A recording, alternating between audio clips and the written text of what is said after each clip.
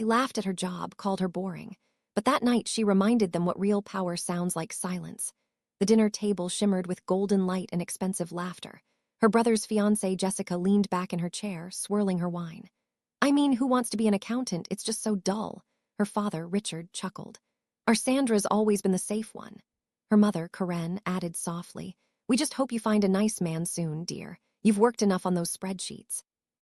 The table laughed again, a chorus rehearsed through years of subtle cruelty. Sandra just smiled faintly, that kind of smile that looks polite but hides a storm.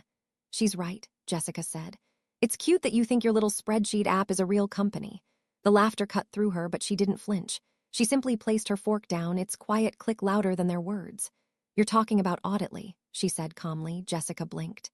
Yes, the little AI startup, our firm, looking at it. Planning to buy it for pennies. Sandra's voice was still steady. You can't buy it. Please don't make this awkward. Her brother Ryan sighed. She looked up, her eyes like glass. You can't buy it, she repeated, because I own it. Silence that followed was surgical, the kind that makes even chandeliers feel nervous. No one spoke for a full 10 seconds. Then came the smirks, the disbelief, the quiet pity, but Sandra didn't care. She had learned the art of silence long before this table. Long before the wine, the laughter, the masks. When she was 9, her father once told her, don't dream too big, you're not built for chaos, leave that to Ryan. He said it while helping her brother with his science fair project. She was told to help by watching.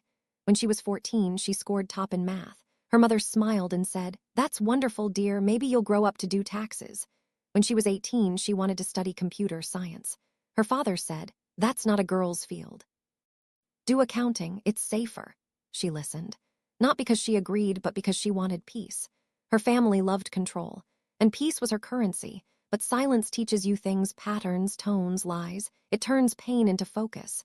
By 22, Sandra was working full-time, managing endless spreadsheets and bosses who forgot her name. Every Friday night, while her friends were out, she stayed late to automate boring reports. And that's when the spark happened. She wrote a small piece of code to cross-check financial entries. It caught 3 errors in 10 seconds. Her boss ignored it, but Sandra didn't. She spent nights refining it, learning AI models, scraping forums for code. She called her creation Auditly. It was quiet work. No drama, no praise, just her and the hum of her old laptop. She didn't realize when nights became years. 4 years later, Auditly wasn't a code anymore. It was a company, one that could detect corporate fraud in seconds. Investors began calling. She signed an NDA with one major firm last month. Licensing deal, $7 million, but she told no one, not because she wanted to hide, but because she knew what her family would say. You're exaggerating. That's cute. But when will you get married?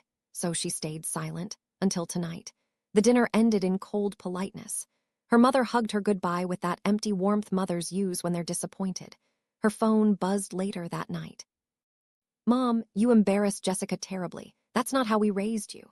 Ryan, you just ruined a deal for Jessica's firm. Why are you so jealous, Sandra? No one said congratulations. Not one person asked, is it true? They weren't angry she succeeded. They were angry she changed. The next morning, she sat alone at her desk, coffee cold, staring at her laptop. The emails from investors were still there. Offers, numbers, power. And yet she felt nothing, just the same loneliness wrapped in silence. She scrolled through her old folders, looking for comfort. Then she saw a log file from the Auditly demo she'd sent to Jessica's firm weeks ago. She opened it, frowning. There it was: multiple login attempts, unauthorized IP addresses. Someone had tried to breach her code. Jessica's firm didn't want to buy Auditly. They wanted to steal it. But Sandra was smarter than they thought. She had built something called a canary script, a silent recorder that activated cameras and microphones if someone tried hacking her system. She clicked the file. The video opened. Jessica, in a sleek glass conference room, leaned over a laptop. Forget the front door, she said to 2 engineers. We'll crack her code, rebuild it, and launch our version. That boring little accountant won't even know what hit her. Sandra sat still, the glow of the screen lighting her calm face. She didn't shout. She didn't cry, she just whispered, thank you. Now she had proof powerful enough to change everything. A week later, she received an invitation, thick, cream-colored gold lettering. You are cordially invited to the engagement celebration of Ryan and Jessica. Sandra almost laughed. It wasn't an invitation. It was an order, a test to see if she'd stay quiet again. She went shopping that weekend. Not for revenge, but for closure. A navy blue dress. Simple, elegant, no diamonds. just power and simplicity. When she walked into the hall that night, conversations paused for a moment. People whispered her name like she was an unexpected guest at her own family's show. Her mother rushed up, all smiles. "Sandra, darling, you came. Just please be nice." Sandra smiled gently. "Don't worry, Mom, I'll be polite." The evening shimmered with champagne and vanity. Ryan took the mic halfway through. "I just want to thank everyone for being here tonight. And a special shout out to my sister, Sandra, for finally making time from her busy spreadsheets." Again, like history repeating itself, she stood up slowly. "May I say a few words?" No one answered. She didn't wait. "Congratulations to my brother and to Jessica," she began. "And Jessica, you were right, my job is boring." People smiled, relieved she was playing along. "Especially," she added, "when you spend hours reviewing footage like this." She took out her phone, connected it to the projector, and pressed play. Jessica's voice filled the ballroom. "Forget the front door, just crack this piece and build our own clone. That boring accountant will never know what hit her." Silence, absolute. Every eye turned to Jessica, her face drained white. This is fake," she stammered. Sandra raised a finger. "No, it's called intellectual property theft, and you just confessed in front of 150 witnesses." The crowd whispered. Phones were raised.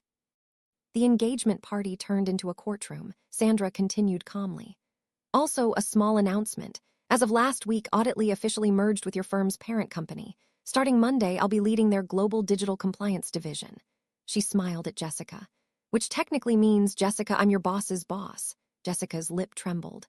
Ryan's face went pale. Sandra set the mic down. "Enjoy your evening." She walked out. Click. The sound echoed like a gunshot in the dead silence of the hall. The fallout was fast. Jessica was fired by Monday. The engineers suspended. Ryan faced humiliation at work. And Sandra, she didn't even need to lift a finger. Her mother called days later. "Sandra, you've humiliated this family." Sandra didn't respond. "You made your point, okay? You're tearing us apart." Sandra smiled faintly. "No, Mom, I just stopped holding it together alone." Then came silence. The kind she used to hate. But this one felt right. Weeks passed. Sandra moved into a high-rise downtown apartment. Her company grew. Her team expanded to 30 people. Every night she'd sit by her window, city lights flickering like the numbers on her spreadsheets. But money didn't fill everything. One evening, she got a message from her mother. A photo, her childhood home's dining table. Empty. The caption, "Miss you." Asterisk. Sandra stared at it for a long time. Then she replied, "Maybe someday." Asterisk. That night, she stood on her balcony, the wind brushing her hair. The city below hummed with the sound of ambition. She whispered to herself. "They said silence was weakness, but silence built my empire." For the first time in her life, the quiet didn't feel like loneliness. It felt like peace. Because sometimes revenge isn't about screaming louder. It's about living so high they can't reach the echo. And that night, Sandra smiled, the kind of smile that doesn't need an audience. Because she finally learned, you don't need to prove them wrong. You just need to stop letting them define what right means. Thanks for watching to full video. Please subscribe and like.